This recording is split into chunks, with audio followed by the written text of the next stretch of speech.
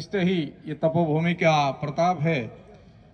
ओसिया माँ की कृपा है, संचय माता की कृपा से ओसिया की धरा पर बैठे हुए समस्त राष्ट्र प्रेमी सज्जनों को मैं हृदय से साधु आदर मंगल कामना करता हूँ। मंच पर पधारे हुए समस्त अतिथिगण एवं भारतीय जनता पार्टी के निष्ठावान पदाधिकारियों को मंगल कामना और बहुत बहुत बधाई और शुभकामना करता हूँ। आप सबके उत्साह को भी वंदन करता हूं। आपकी साधना सफल हो इसके लिए मैं शुभकामना करता हूं। आप कब से बैठे हैं यहाँ, कि आपने जो माँ के दरबार में यहाँ साधना की वो आपकी सफल होगी। ये दृश्य देखने से पहले मैं आपसे निवेदन करूंगा कि भारतीय जनता पार्टी का रचना और उसके उद्देश्य पर आकर के हम लोग अपने कर्तव्य का निर्वहन करेंगे।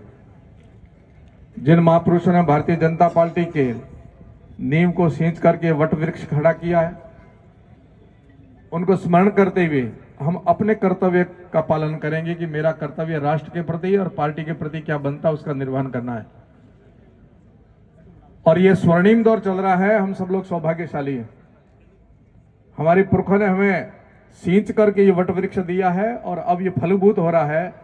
इसकी छत्र छाया में हम सब लोग भारतीय जनता पार्टी के कार्यकर्ता बैठे हैं। ये हमारे लिए स्वर्णिम पल है, क्यों इस समय माननीय प्रधानमंत्री जी आप सबके बल के कारण पूरे भारत की ताकत बनकर के खड़े होकर के पूरे विश्व के सामने खड़े हुए हैं। वो आपकी ताकत दिखा रहे हैं। ये स्वर्णिम दौर है। हम सब सौभाग्यशाली कि स्वर्णिम दौर के अंदर हमारे लक्ष्य से कभी भटकेंगे नहीं। भारतीय जनता पार्टी का जो निर्माण हुआ है, जो रचना हुई है, जो सृजन हुआ है, उस उद्देश्य पर ही हम सब लोग चलते हुए उस उद्देश्य की तरफ बढ़ेंगे। राष्ट्र का वैभव और भारत को पुनः महाशक्ति बनकर के पुनः भारत को विश्व गुरु बनाने के लिए ही भारतीय जनता पार्टी की रचना हुई है। इसलिए उस लक्ष्य की तरफ हम सबको बढ़ना है। और ये स्वर्णिम दौर चल रहा है। इस स्वर्णिम दौर के प्रमाण आपके साथ बहुत सारे आपने देखे होंगे। कई वक्ताओं ने अपने वक्तव्य में भी आपको बताया कि चांद से लेकर के कश्मीर से लेकर के सूर्य तक का जो तिरंगा फहराने का जो संकल्प है वो भारतीय जनता पार्टी ने 9 वर्ष के अंदर पूरा किया है। मोदी जी ने किया, आपने किया है। उनको ध्यान में रखते हुए हम लोग भाग्यशाली मानेंगे, सौभाग्यशाली मानेंगे कि मेरी जो भूमिका बनती है राष्ट्र के लिए और पार्टी के लिए, वही भूमिका तय करके मैं निभाऊंगा। और हम सबकी अग्नि परीक्षा भी है।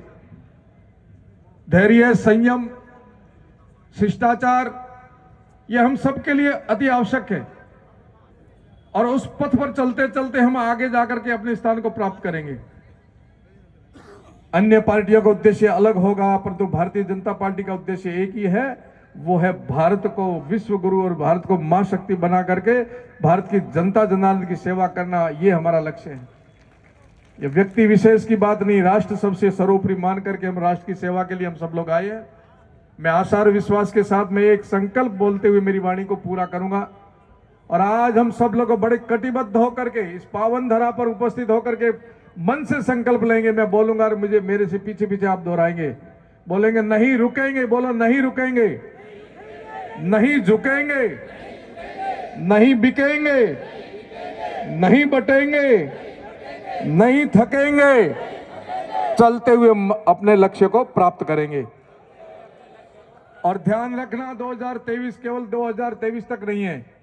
और ये चुनाव केवल किसी विधायक का नहीं हो रहा है, ये मतदान राष्ट्र की झोली में जाएगा। इसलिए आप सबको अपने कर्तव्य का निर्वहन करते हुए भारत को मजबूत करने के लिए आप सबकी अग्नि परीक्षा में आप सबको पास होकर के अपनी भूमिका निभा करके देश को मजबूत करने में योगदान करना है।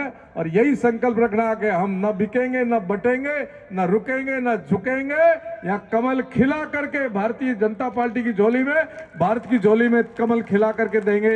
इन्हीं शुभ आशाओं के साथ में बहुत बहुत मंगल कामना, बहुत बहुत आशीर्वाद आशा के साथ आए हैं और आशा लेके जाएंगे कि यहाँ कमल खिलेगा और पूरा भारत आपको बधाई देगा।